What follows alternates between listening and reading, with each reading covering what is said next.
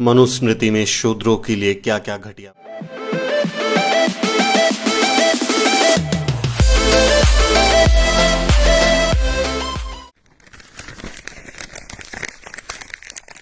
मानवता के कल्याण के लिए परम सृष्टिकर्ता ब्रह्मा ने अपने मुख से ब्राह्मणों को जन्म दिया, क्षत्रियों को अपनी भुजाओं से, वैश्यों को अपनी जांघों से और शूद्रों को अपने पैरों से पैदा किया।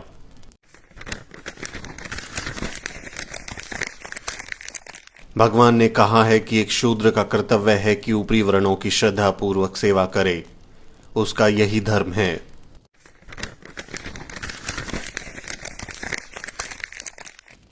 100 साल के क्षत्रिय को भी एक 10 साल के ब्राह्मण लड़के को अपने पिता के रूप में मानना चाहिए।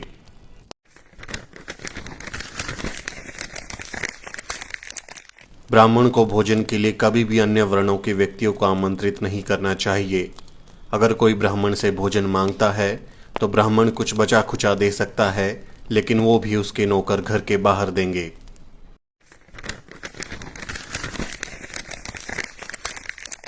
वो जो शूद्र विद्यार्थियों को निर्देश देता है और वो जिसका शिक्षक एक शूद्र है, वो श्राद्ध में आमंत्रित होने के लिए अयोग्य हो जाएगा।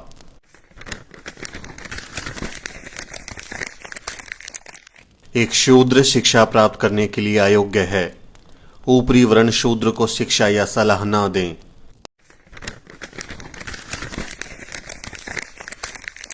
यह आवश्यक नहीं कि शूद्र को नियमों और संहिताओं का पता होना चाहिए और इसलिए उन्हें पढ़ाने की आवश्यकता नहीं है।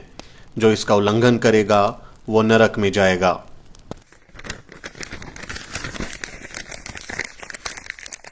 एक ब्राह्मण को ऐसे देश में न रहने दें जहां शासक शूद्र हो।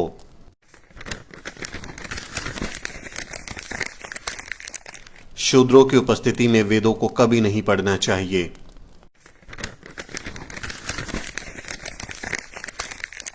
जिस देश में ब्राह्मण नहीं है, जहां ब्राह्मण खुश नहीं है, वो देश तबाह हो जाएगा।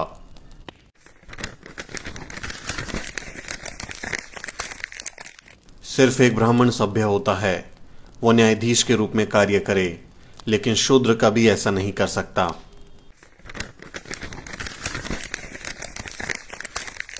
एक राजा जिसके साम्राज्य में एक शूद्र कानून का पालन कराए, वो साम्राज्य दलदल में गाय की तरह डूब जाएगा।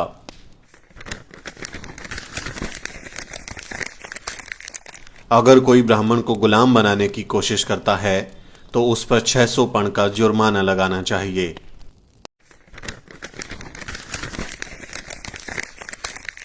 एक ब्राह्मण शूद्र को किसी वेतन के बिना सेवा करने का आदेश दे सकता है, क्योंकि ब्राह्मणों की सेवा करने के लिए ही ब्रह्मा ने शूद्र को बनाया है।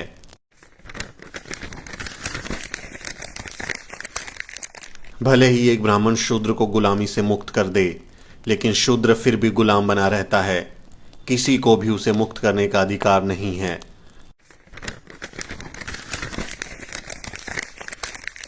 एक शूद्र जो द्विज व्यक्ति का अपमान करता है, उसकी जीभ कटेगी, क्योंकि वो नीच है।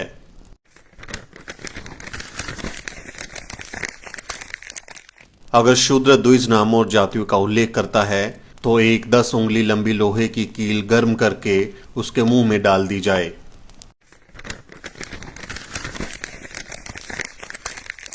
यदि कोई शूद्र घमंड से ब्राह्मणों को धर्म का उपदेश देता है तो राजा उसके मुंह और कानों में जलता हुआ तेल डलवा दे।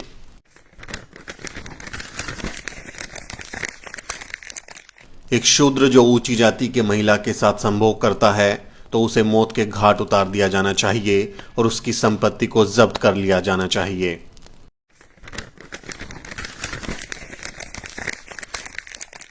एक ब्राह्मण शूद्र को बाध्य कर सकता है, चाहे वो खरीदा गया हो या बिना काम किया हुआ हो।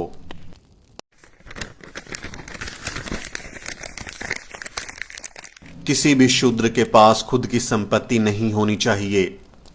उसके पास खुद का कुछ भी नहीं होना चाहिए। एक धनी शूद्र का अस्तित्व ब्राह्मणों के लिए बुरा है। एक ब्राह्मण शूद्र के माल पर अधिकार कर सकता है।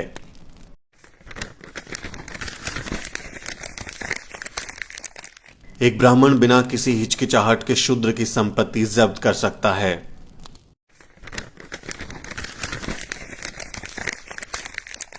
एक शूद्र जो सिर्फ अपना पेट भरना चाहता है, एक वैश्य की सेवा कर सकता है। यदि वो जीवित रहने का स्थायी साधन चाहता है तो वो एक क्षत्रिय की सेवा कर सकता है। लेकिन अगर वो स्वर्ग जाना चाहता है या अगली पीढ़ी में उच्च या श्रेष्ठ जन्म चाहता है तो उसे ब्राह्मण की सेवा करनी चाहिए।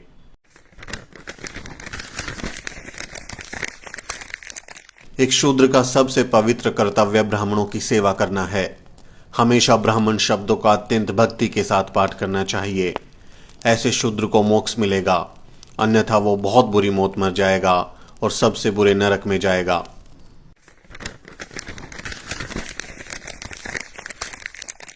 एक शूद्र जो स्वर्ग के लिए ब्राह्मणों की सेवा करता है उसे ब्राह्मणों का नौकर कहा जाएगा।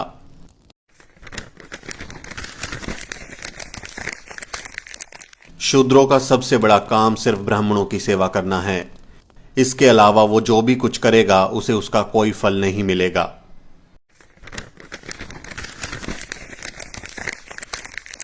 ब्राह्मण शूद्रों को बचा हुआ भोजन, पुराने फटे कपड़े, खराब अनाज और पुराने बर्तन दे सकता है।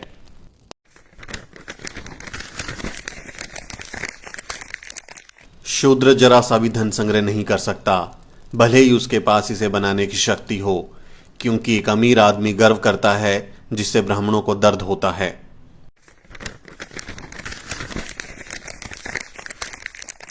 एक ब्राह्मण शूद्र से कभी भीख नहीं मांगेगा।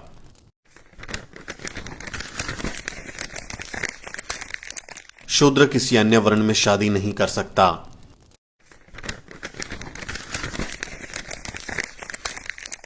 एक ब्राह्मण के नाम का पहला भाग कुछ शुभ संकेत देता है।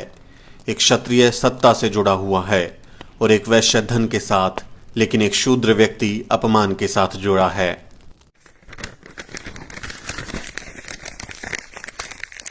एक ब्राह्मण के नाम का दूसरा भाग क्षत्रिय का एक शब्द सुख देने वाला शब्द होता है, जो वैश्य की रक्षा करने वाला और शूद्र की अभिव्यक्ति निरूपण सेवा का शब्द व्यक्त करने वाला होता है।